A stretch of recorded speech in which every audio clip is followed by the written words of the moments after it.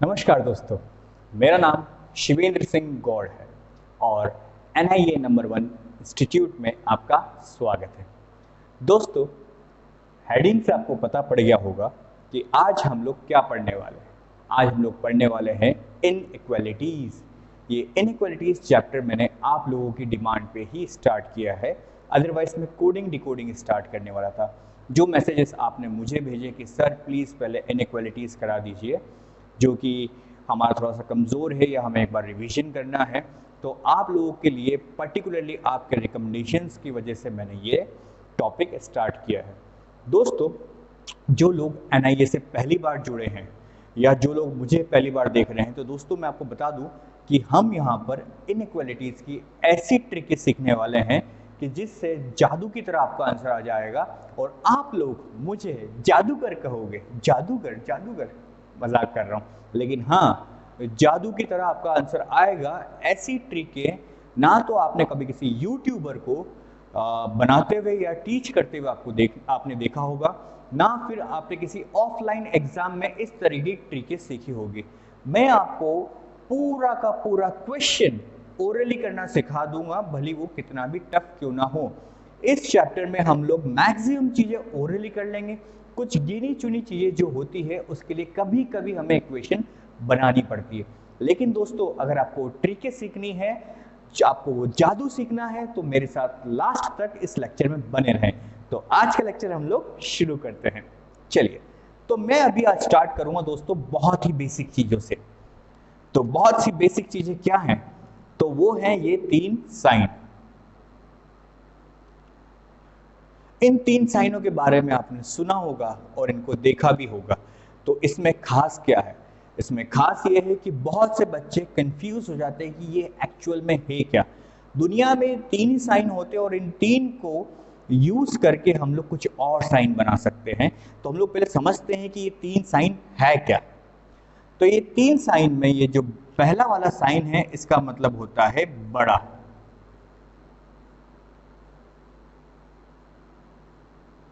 Greater than, इसका मतलब होता है बराबर।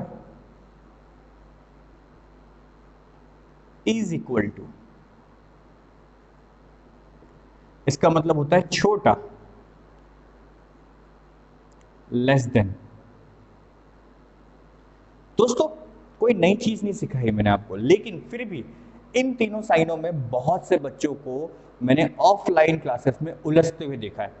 तो अभी हम लोग थोड़े से कंसेप्ट ठीक करेंगे, सीखेंगे इन कंसेप्ट को, फिर उसके बाद हम लोग जादू देखेंगे। ठीक है?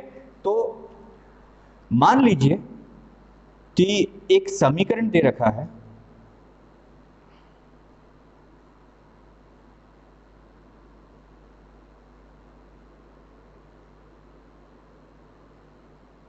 इस प्रकार का, इस समीकरण में जो है 2 अलग अलग इक्वेशन है जिसमें एक वेरिएबल कॉमन है। अगर हम लोग इनको पढ़ें तो इसको क्या पढ़ा जाएगा? a बड़ा है b से। जिसकी तरफ भी मुंह खुला होता है वो क्या होता है? बड़ा होता है। ठीक है? तो a की तरफ मुंह क्या है? खुला है। तो a क्या हो जाएगा? बड़ा हो जाएगा दूसरे व्यक्ति से। अगर हम लोग इसको पढ़ें तो ये पढ़ने में आएगा b छोटा है c से। b क्या है? छोटा है c से।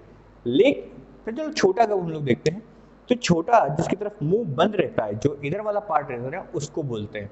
ध्यान रखिएगा, बड़ा जिसमें मुंह खुला हुआ है और छोटा जिसकी तरफ मुंह बंद है। लेकिन हम इसको इस तरीके से नहीं पढ़ेंगे, क्योंकि मेरी डिक्शनरी में छोटा है ही नहीं। आपको मैं सारी चीजें बड़ी बड़ी बताऊंगा, है ना, बड़ा बड़ा ज्ञान दूंगा और आपके बड़े बड़े सपने पूरे करवाऊंगा। तो देखिए, इसको हम लोग पढ़ेंगे क्या? इसको हम लोग पढ़ेंगे C बड़ा है B से। क्या पढ़ेंगे इसको हम लोग? C बड़ा है B से। समझ में आया? अब C बड़ा है क्यों पढ़ा हम लोगों ने? C बड़ा है इसलिए पढ़ा हम लोगों ने क्योंकि यहां पर कुछ इस प्रकार का सी बड़ा, सॉरी, यहां पे कुछ इस प्रकार का साइन बना हुआ था ना। तो यहां पर बी छोटा तो है लेकिन सी बड़ा भी तो है। तो हमेशा आप लोग करते वक्त छोटे के ऊपर ध्यान नहीं देंगे, हमेशा बड़े के ऊपर ध्यान देंगे। और ऐसा मैं क्यों करा रहा हूं ये आपको लेक्चर खत्म होते होते समझ में आ जाएगा। चलिए, तो इसको हम लोगों ने क्या पढ़ा, सी बड़ा है बी से। ये क्या हो जाएगा, सी बराबर है डी के।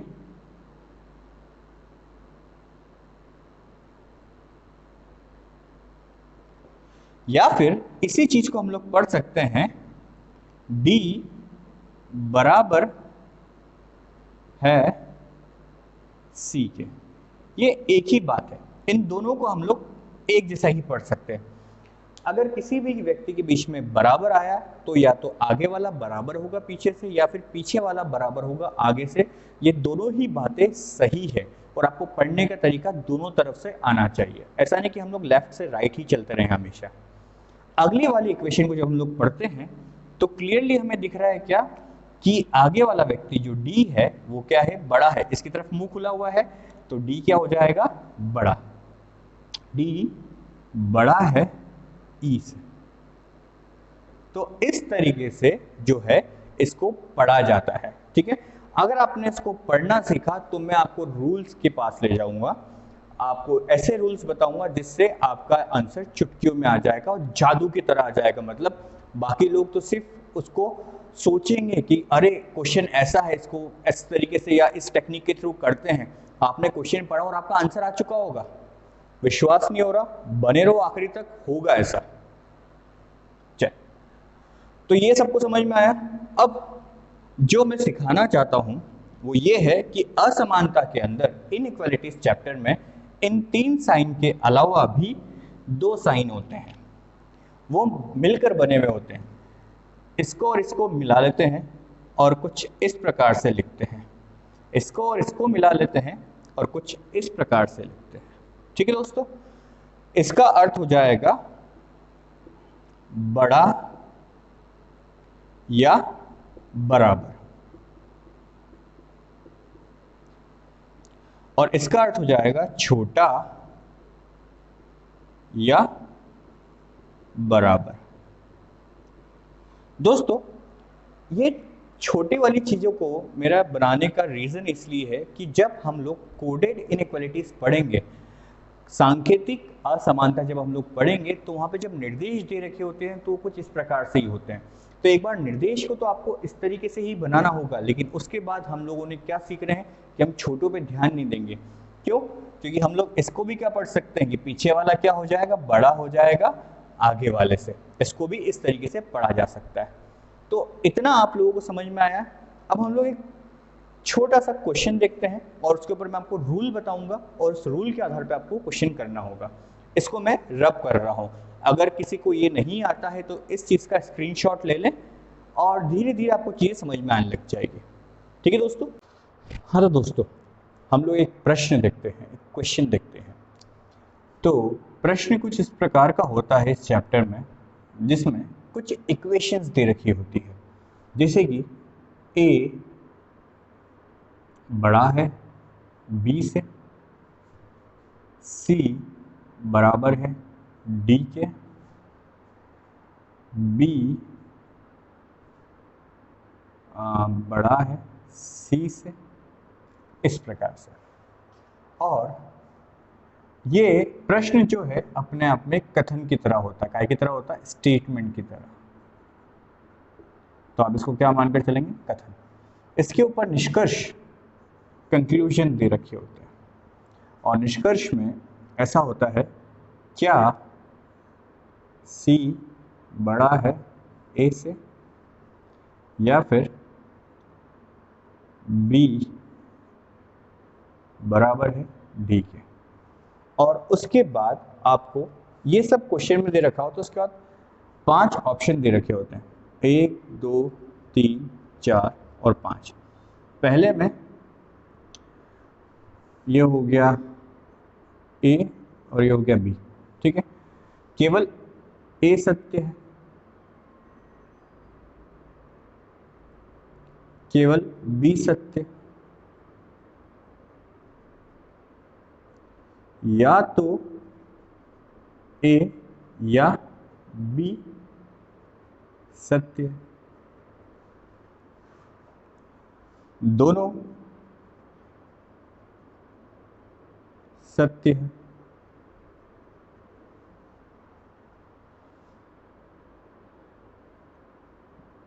दोनों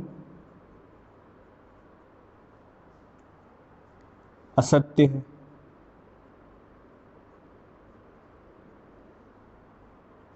ठीक है, इस प्रकार से 5 आपको क्या दे रखे होते हैं, ऑप्शन दे रखे होते हैं और आपको उन पे क्लिक करना होता है। तो ये है हमारे पास इक्वेशन, ये है हमारे पास कंक्लूजन। तो अभी क्या कर रहा हूं मैं, अभी आपको इक्वेशन बनाना सिखा रहा हूं।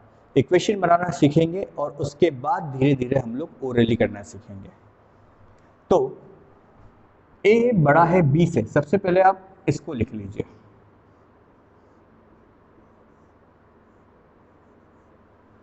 फिर उसके बाद आप ये देखिए कि आपके पास ए और बी दो लोग हैं। क्या अगली इक्वेशन में ए और बी है? नहीं है। क्या उसकी अगली इक्वेशन में ए या बी में से कुछ है? हाँ है। क्या है? बी। तो ये बी और वो बी कॉमन होगा, तो हम लोग क्या करेंगे, बी बड़ा है सी से, जैसा लिखा हुआ था वैसे ही बना दिया।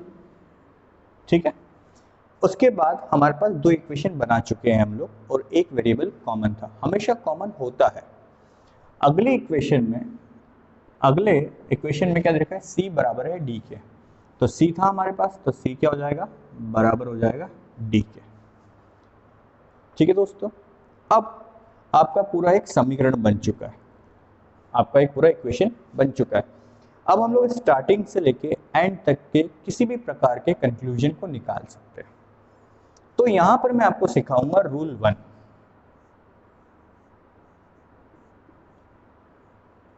रूल 1 ये है कि बड़े के साथ बड़ा आ जाए तो निष्कर्ष बड़ा होता है, बड़े के साथ बड़ा बराबर आ जाए तो निष्कर्ष बड़ा होता है, बड़े के साथ बराबर आ जाए तो निष्कर्ष बड़ा होता है। और दोस्तों ये आगे पीछे भी हो सकते हैं, मतलब ये आपस में इंटरचेंज हो सकते हैं, ये ऐसा भी हो सकता है। ठीक है, मतलब ऐसा लिखा हुआ आ जाए, रूल तो सिर्फ यही है, ऐसा लिखा हुआ आ जाए कि बड़े बराबर के साथ बड़ा, बराबर के साथ बड़ा, या बड़े के साथ बड़ा, मतलब मैंने इन्हीं चीज़ों को उल्टा करके लिख दिया, तब भी हमारा निष्कर्ष क्या होगा, बड़ा होगा। तो ये है हमारा पहला रूल। रूल क्या है? रूल है बड़े के साथ अगर बड़ा आ जाए तो निष्कर्ष होगा बड़ा, बड़े के साथ बड़ा बराबर आ जाए तो भी निष्कर्ष क्या होगा, बड़ा, और बड़े के साथ बराबर आ जाए तब भी निष्कर्ष क्या होगा, बड़ा। सिर्फ क्या ध्यान रखना है आपको कि ये सब आगे पीछे हो सकते हैं, है ना, मतलब बड़ा बराबर आगे आ जाए और उसके बाद बड़ा हो तब भी निष्कर्ष बड़ा होगा, बराबर आगे आ जाए और उसके बाद क्या हो, बड़ा हो, तब भी निष्कर्ष क्या होगा, बड़ा ही होगा। अभी आपको ये रूल जो है बहुत बड़ा लग रहा है, लेकिन मैंने आपको क्या बताया दोस्तों कि इसको हम लोग ओरली करना सीख लेंगे। ओरली मतलब आपको इतना सब कुछ करने की ज़रूरत नहीं है, लेकिन बेसिक सीखने के लिए जो जादू मैं आपको सिखाने वाला हूँ उसके लिए आपको ये पता होना बहुत ज़रूरी है, वरना जादू जादू की तरह ही होगा, वो आपके ऊपर से निकल जाएगा। तो आपको मैं जादू किस तरीके से बन रहा है वो भी बताने वाला हूँ। तो चलिए हल करते हैं। तो हमें ए और सी के बीच में संबंध बताना है। तो ए से सी के बीच में जाते हैं तो पहला आता है बड़ा और फिर आता है बड़ा। तो बड़े के साथ बड़ा आ जाए तो निष्कर्ष क्या होता है, बड़ा। इसका अर्थ क्या हो गया, इसका अर्थ ये हो गया कि ए क्या है, बड़ा है सी से। और यहाँ पर क्या लिखा हुआ था, यहाँ पर तो उल्टा लिखा हुआ था, यहाँ पर तो सी बड़ा है ए से, तो ये तो हमारे निष्कर्ष के अगेंस्ट आया है, तो ये क्या हो जाएगा, गलत। अगला वाला देखिए हम लोग, तो हमें अगले वाले में दे रखा था b बराबर है d के। तो हमने क्या सीखा है कि बड़े के साथ अगर बराबर आ जाए तो निष्कर्ष क्या होता है, बड़ा होता है। इसका अर्थ क्या हुआ कि b बड़ा है d से। लेकिन हमें यहाँ पे क्या दे रखा है, b बराबर है d के, तो ये भी क्या हो जाएगा, गलत। और आंसर क्या आ जाएगा, फिफ्थ। आंसर क्या आ जाएगा, फिफ्थ, कि ये दोनों क्या है, असत्य है। समझ में आया दोस्तों सबको? सबसे इंपॉर्टेंट है इसके अंदर इक्वेशन बनाना सीखना, और उसके बाद आपको ये रूल पता होना चाहिए। अब आपको ये रूल पता है तो मैं आपको जादू का थोड़ा सा एक हिस्सा बताने वाला हूँ। वो क्या है कि इस पूरे रूल को हम लोग इस तरीके से पढ़ते हैं, मैं कहीं पर लिख देता हूँ।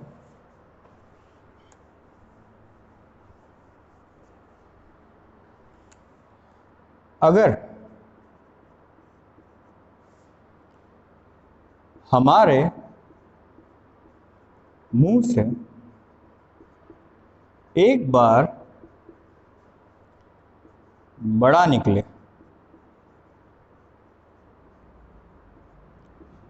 और किसी भी प्रकार का छोटा, अर्थात ना तो छोटा और ना ही छोटा बराबर निकले, तो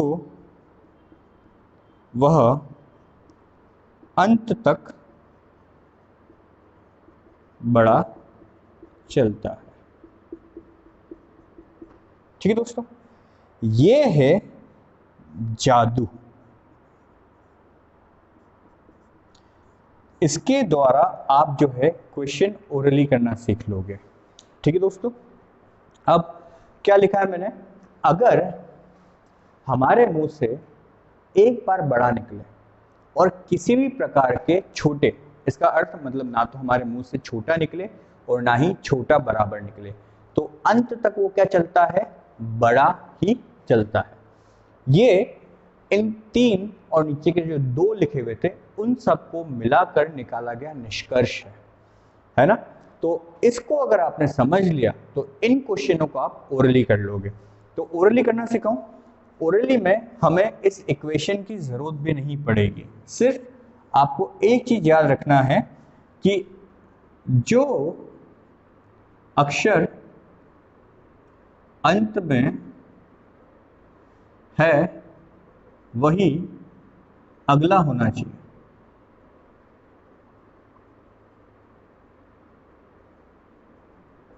ओरली करते वक्त क्या ध्यान रखना हमें कि जो अक्षर या जो वेरिएबल लास्ट में आपके मुंह से निकल रहा है वही अगला होना चाहिए। कैसे?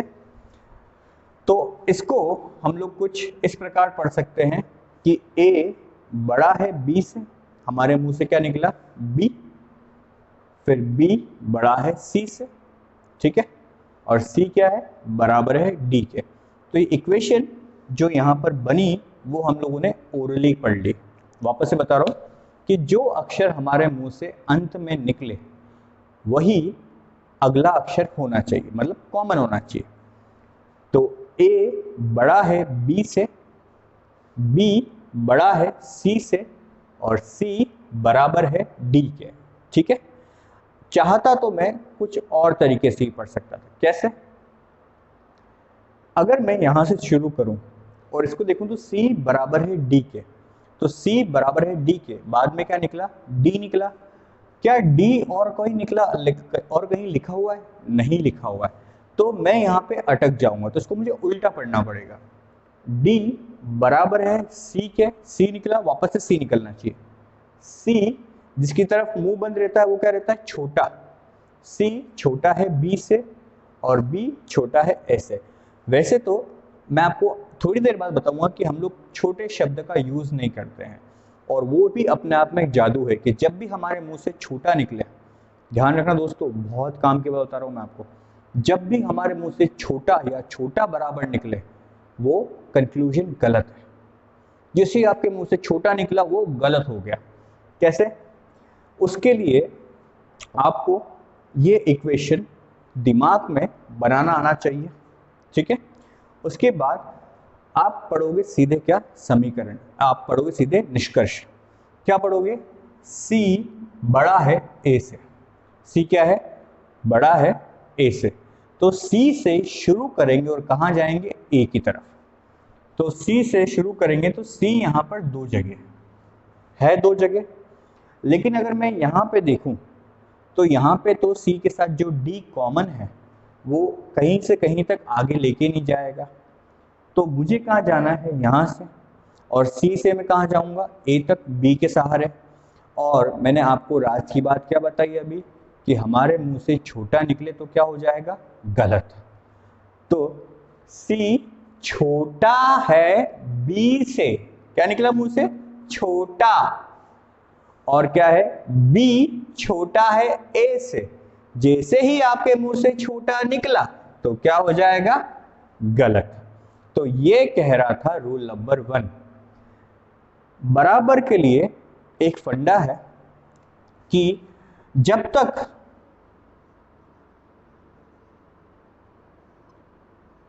बराबर के साथ बराबर ना हो, है ना, जब तक बराबर के साथ बराबर ना हो तो बराबर आंसर आ ही नहीं सकता।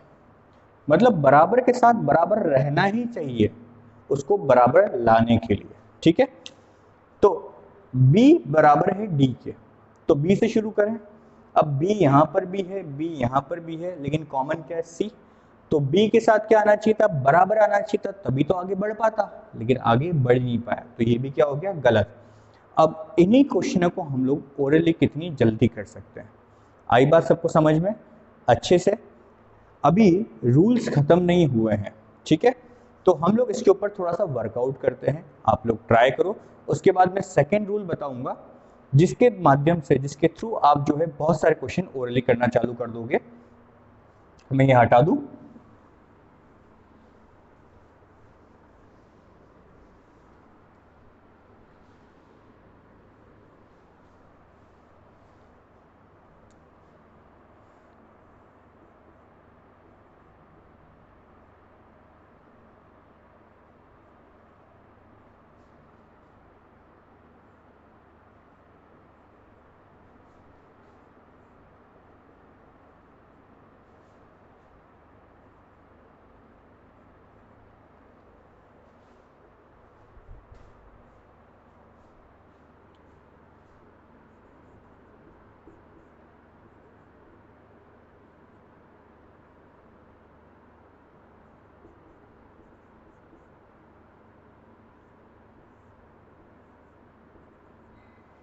ये है क्वेश्चन।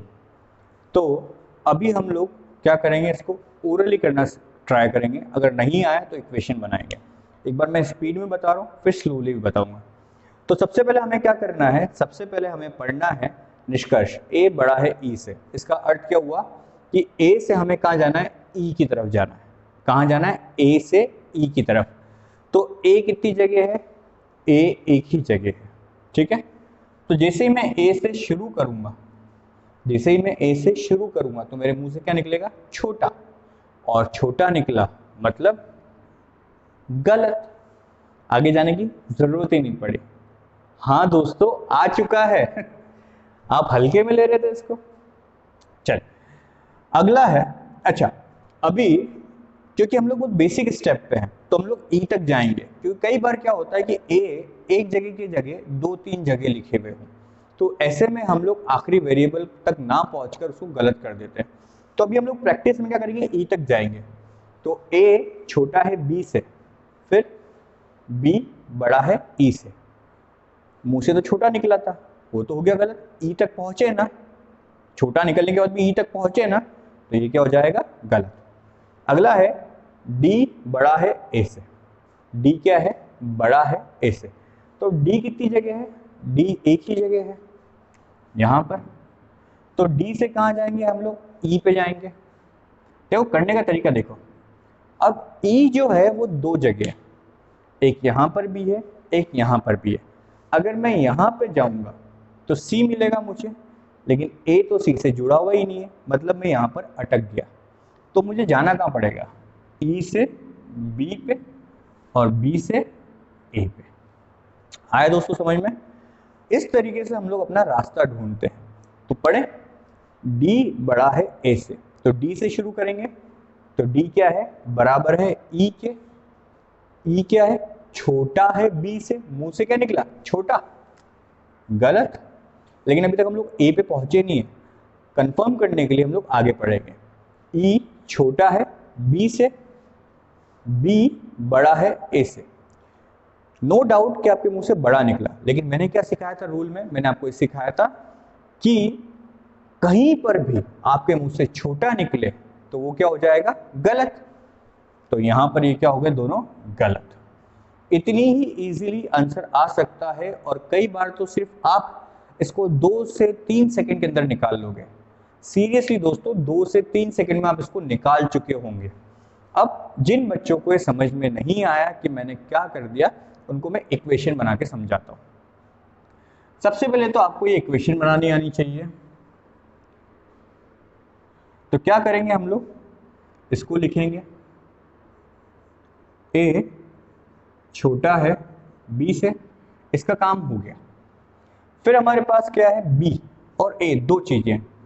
यहां पे तो ना तो b है ना a है, कॉमन कुछ है नहीं, ना b है ना a है, कुछ कॉमन नहीं है, b और e है, ठीक है। तो b था हमारे पास, और b क्या है, बड़ा है e से। b क्या है, बड़ा है e से, ठीक। अब हमारे पास e है, तो e यहां पर भी है, e यहां पर भी, किसी को भी लेके चल लो, इसको ले लेते हैं। e क्या है, बराबर है d के। e क्या है, बराबर है d के, और बचा क्या हमारे पास, e छोटा है c से। अब यहाँ पे बनाने की जगह नहीं मिली, तो मैं इस प्रकार लिख देता हूँ इसको। e क्या है, छोटा है c से। कोई दिक्कत है दोस्तों अगर मैंने ऐसा लिख दिया तो? आपको तो याद है ना कि जिसकी तरफ मुंह खुला हुआ रहता है वो क्या रहता है, बड़ा, जिसकी तरफ मुंह बंद रहता है वो क्या रहता है, छोटा। तो ये c बड़ा है e से, अभी भी पढ़ सकते हो ना आप, पढ़ तो सकते हो ना, बस पढ़ सकते हो तो हमारा काम चल रहा है, ठीक है। ऐसे क्वेश्चन आते भी हैं। अब a से e की तरफ जाएंगे, तो a क्या है, छोटा है b से, और b क्या है, बड़ा है e से। बड़े के साथ क्या आ रहा है, छोटा। क्या कोई निष्कर्ष निकाल पाओगे आप? नहीं निकाल पाओगे, तो ये क्या हो जाएगा, गलत। अगला है d बड़ा है a से, तो d से a की तरफ जाएंगे, तो d क्या है, बराबर है, फिर क्या है, छोटा है। बराबर के बाद क्या आ रहा है, छोटा। फिर क्या आ रहा है, बड़ा आ रहा है। फिर क्या आ रहा है, बड़ा आ रहा है। बराबर, छोटा, बड़ा। तो वापस से क्या आया, छोटा और बड़ा आया, तो वापस से हम लोग निष्कर्ष नहीं निकाल पाएंगे। तो इस तरीके से आपको करने की जरूरत ही नहीं है।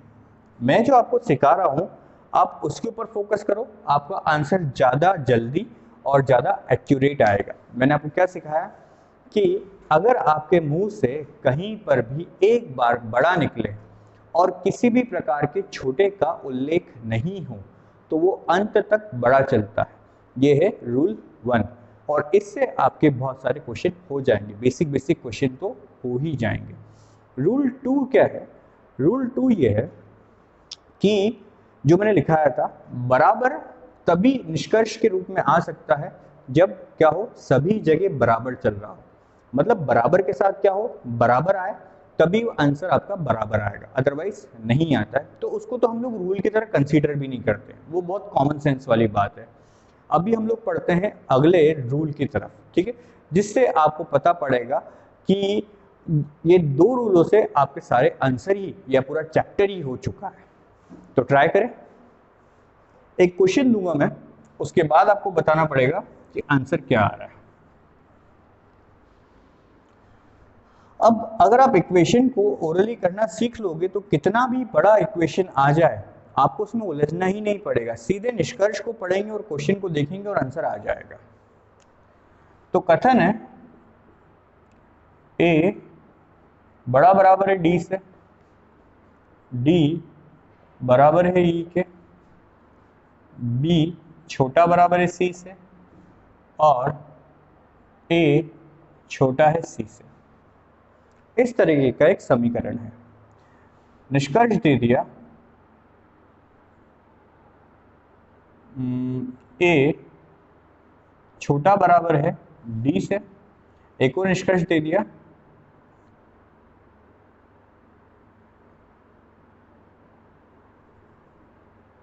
ए बड़ा बराबर है ई से। ठीक है दोस्तों, एक और निष्कर्ष दे दिया, बी छोटा है सी से। तो ये दो तो हम लोग नए रूल में पढ़ेंगे और ये पढ़ेंगे पुराने रूल में। तो आप लोग इन तीनों को हल करके बताइए कि आपका आंसर क्या आ रहा है। अभी हम लोग इस ऑप्शंस के अकॉर्डिंग नहीं चलेंगे, आपको बताना है कि पहला और दूसरा सही है या दूसरा या तीसरा सही है, पहला तीसरा सही है या तीनों सही है। आपको इस तरीके से जल्दी से आपको कमेंट सेक्शन में बताना है। ठीक है, जल्दी बताइए, अभी तक आंसर आ चुका होना चाहिए। अभी मैं क्या कर रहा हूं, आपको करना सिखाता हूं। ठीक है दोस्तों, तो हम लोग देखते हैं कि यहां पर बड़े बराबर का यूज किया गया और रूल 1 में तो मैंने ऐसा कुछ सिखाया नहीं था आपको। तो अगला रूल क्या है, रूल 2 है कि बड़े बराबर के साथ बराबर आ जाए या फिर बड़े बराबर के साथ बड़ा बराबर आ जाए तो निष्कर्ष बड़ा बराबर होता है। तो निष्कर्ष क्या होता है, बड़ा बराबर। बड़े बराबर के साथ क्या आ जाए, बराबर आ जाए तो निष्कर्ष बड़ा बराबर होता है। बड़े बराबर के साथ बड़ा बराबर आ जाए तो निष्कर्ष क्या होता है, सॉरी हाँ, बड़ा बराबर होता है। ये है अगला रूल। और इन दो रूल के मदद से आपके लगभग सभी क्वेश्चनों के आंसर आ जाते हैं। इसमें सिर्फ एक नोट याद रखना पड़ेगा आपको, वो मैं आपको पहले भी बता चुका हूं और वापस बताऊंगा। इसको कैसे याद रखेंगे, यदि हमारे मुंह से कहीं पर भी बड़ा बराबर निकले तथा केवल बड़े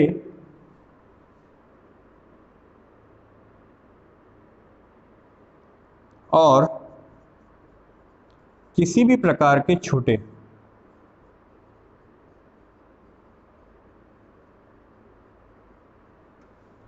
का उल्लेख नहीं हो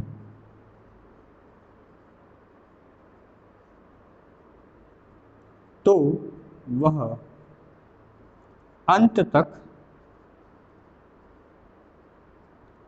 बड़ा या बराबर रहता है।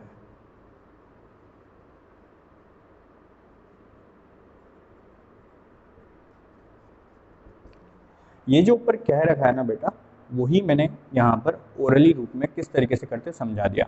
मतलब कहने का तात्पर्य ये है कि अगर आपके मुंह से एक बार बड़ा निकला तो आखिरी तक तो बड़ा ही चलेगा, लेकिन बड़ा बराबर निकालने के लिए क्या है, आपके मुंह से केवल बड़ा तो निकलना नहीं चाहिए क्योंकि वो तो इधर वाले रूल में आ जाएगा, और किसी भी प्रकार के छोटे का उल्लेख नहीं होना चाहिए। क्यों, जब भी आपके मुंह से छोटा निकलता है तो क्या हो जाता है, गलत हो जाता है। तो बड़े बराबर के साथ बचता क्या है, बड़े बराबर के साथ एक तो बड़ा बराबर आ जाए या फिर बराबर आ जाए, ये दो चीजें रही तो ही क्या आएगा आपका बड़ा बराबर, अदरवाइज नहीं आएगा। बहुत सिंपल सा रूल है, तो ट्राई करें।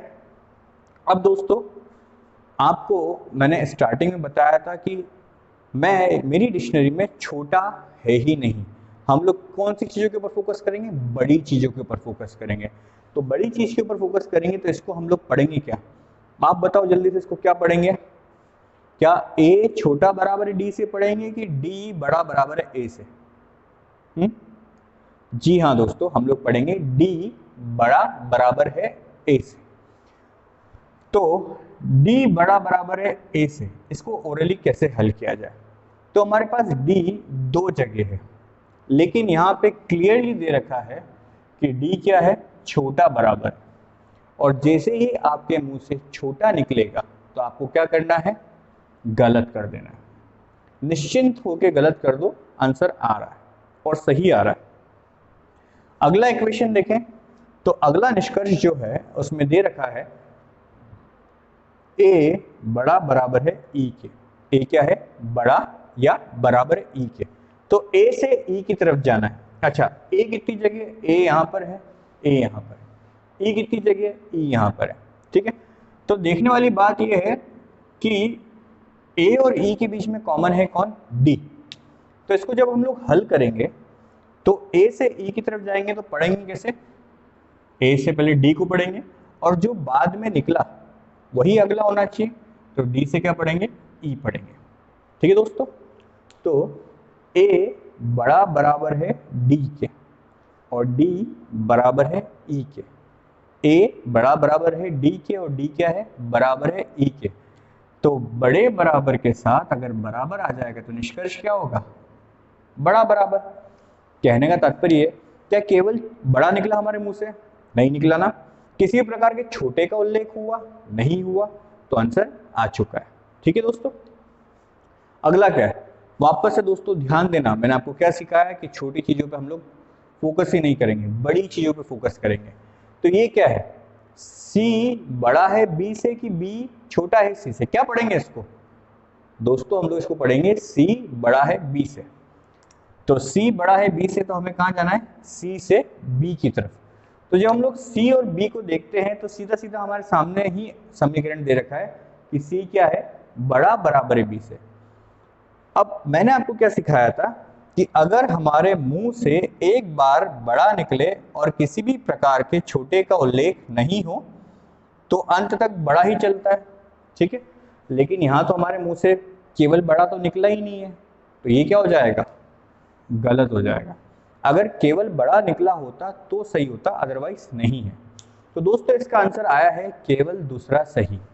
तो जितने भी विद्यार्थियों का केवल दूसरा था उन सबका सही है, और जिन विद्यार्थियों को अभी भी समझ में नहीं आ रहा है कि किस प्रकार से हो रहा है तो मैं इसको इक्वेशन बना के एक बार हल करके आपको समझाऊंगा, और अगले क्वेश्चन से हम लोग एक और रूल या नोट को अभी हम लोग क्लियर कर लेंगे और ओरली करना सीखेंगे।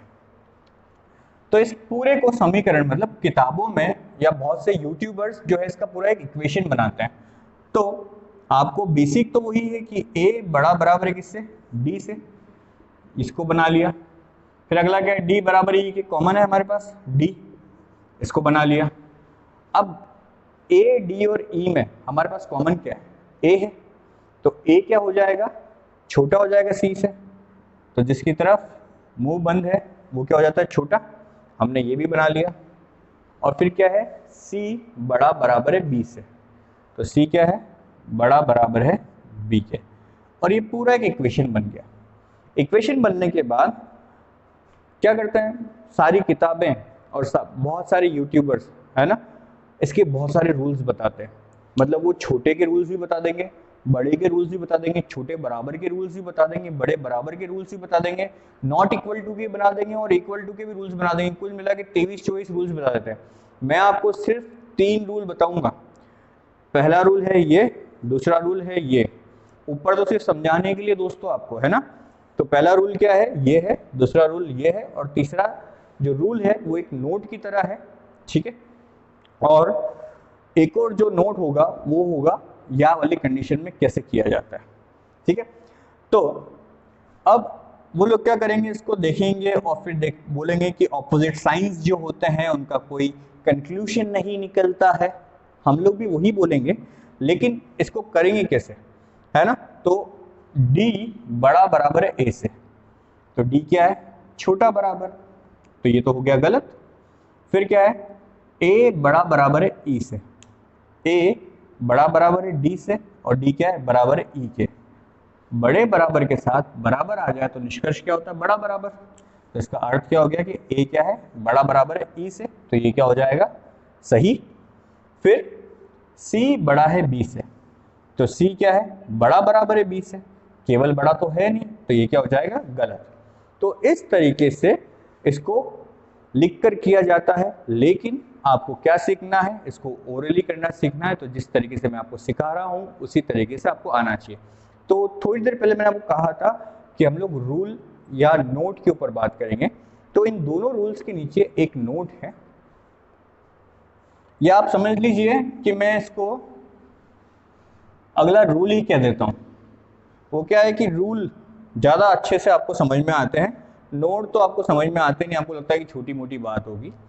तो इसको हम लोग रूल 3 कंसीडर कर लेते हैं। रूल 3 है,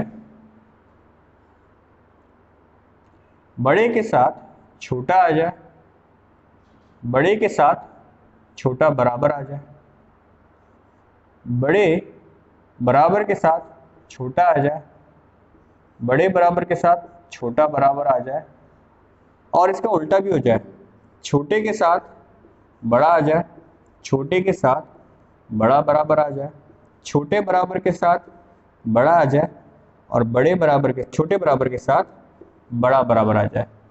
तो ये जितने भी साइन मैंने बनाए हैं इनका कोई निष्कर्ष नहीं निकलता।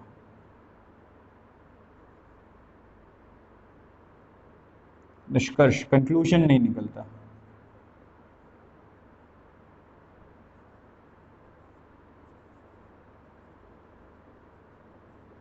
ठीक है, इसका मतलब ये है कि इनसे कुछ भी हमें पता नहीं पड़ पाएगा। अब ये इतने सारे साइंस की जगह हम लोग इसको किस तरीके से पढ़ेंगे कि विपरीत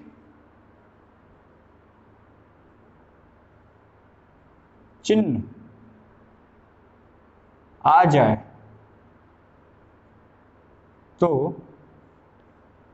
कोई इनका कोई कंक्लूजन या कोई निष्कर्ष नहीं निकलता। और यही चीज मैं आपको किस तरीके से पढ़ाऊंगा, यहां लिख देता हूं। अगर हमारे मुंह से छोटा निकले तो कोई निष्कर्ष गलत होता है।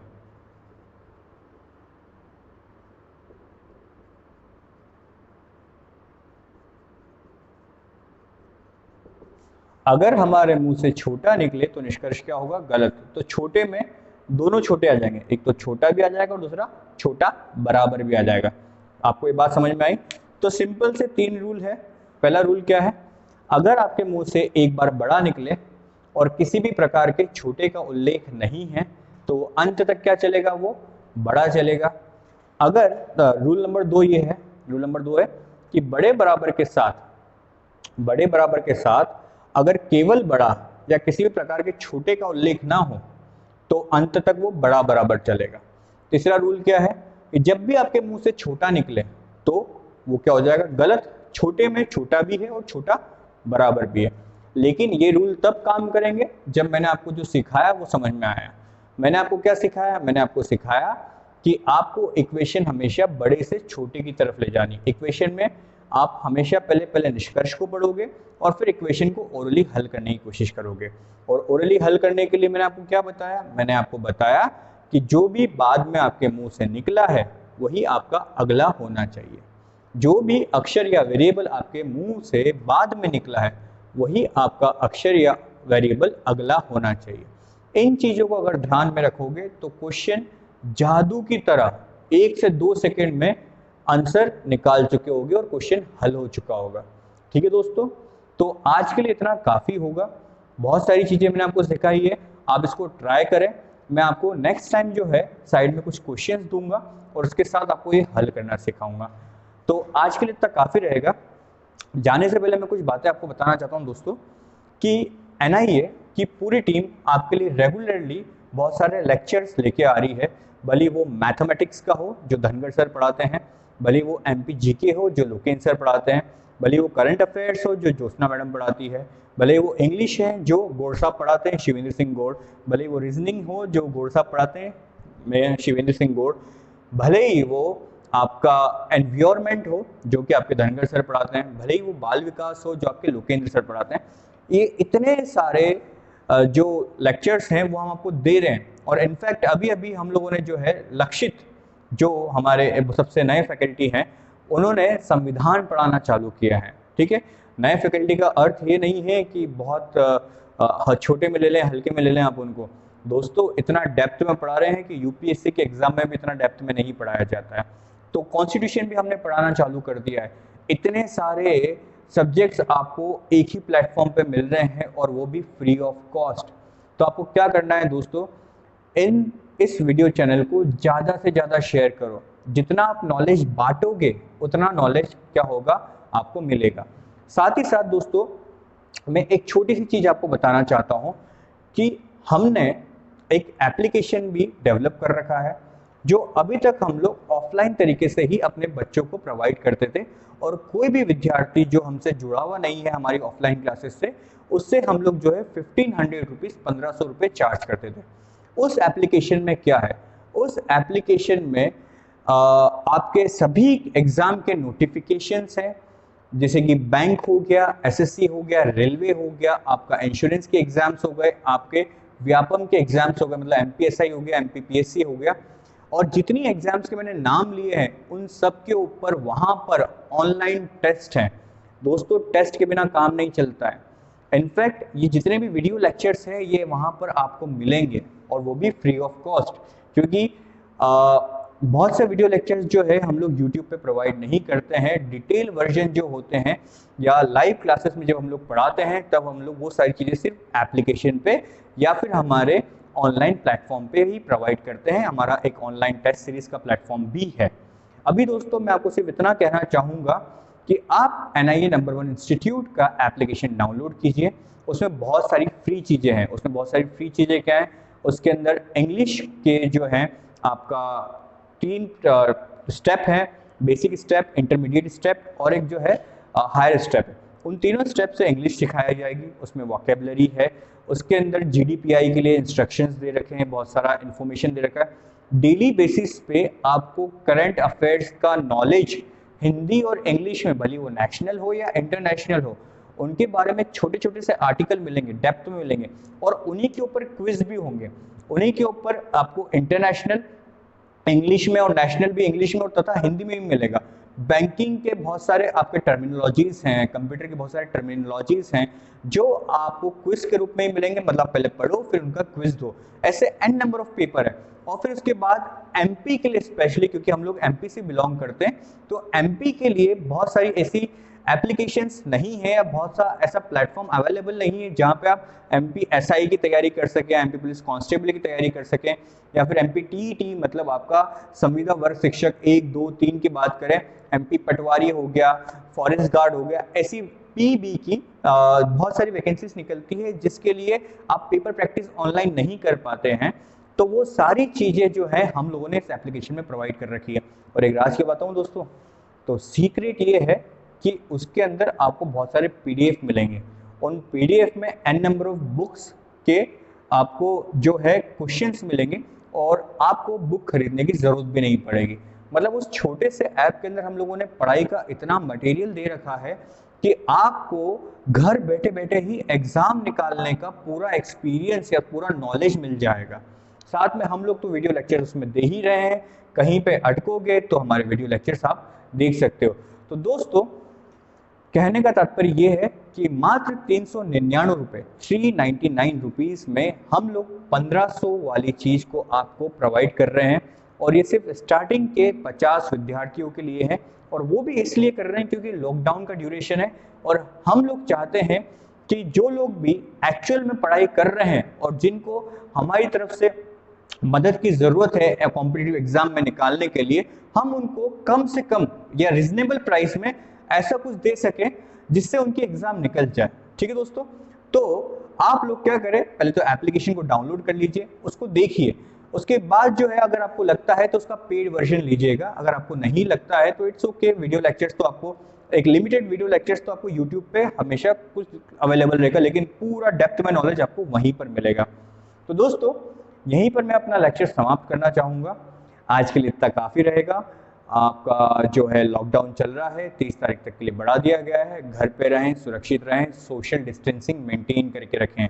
आप सुरक्षित हैं तो देश सुरक्षित है। नमस्कार।